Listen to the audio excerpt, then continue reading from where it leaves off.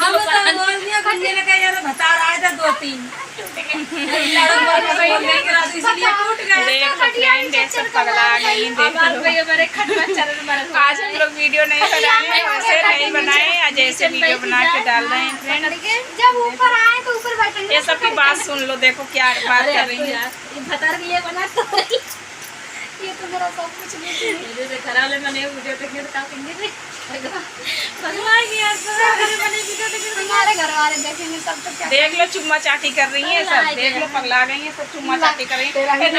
देख लो हमारी भी पप्पी ले रही है, पगला गई है ना। ये हमारी बड़ी बहन दीदी है, देख लो ये दीदी है, छोटी बहन है। इसका चुम्मा चाटा ये भी बड़ी है, ये भी बड़ी, हम सब छोटे हैं। हाँ देख लो इसका ये भी छोटा है। समझ के बोलो, ये समझ में आ जाए। पिचर मत करिए। अरे देखो एकदम हीरोइन मेरी दीदी लग रही है फ्रेंड। तो बताना हाँ। ले लो रूम। जल्दी से जल्दी लाइक शेयर करो, ये हमारी आप दीदी लोग के बहुत पास आगे बढ़ पहुंचे गई। हीरोइन बने, जो बता रही है ना दीदी ने, तो हीरोइन बन दीदी के हीरोइन बन जाएगी।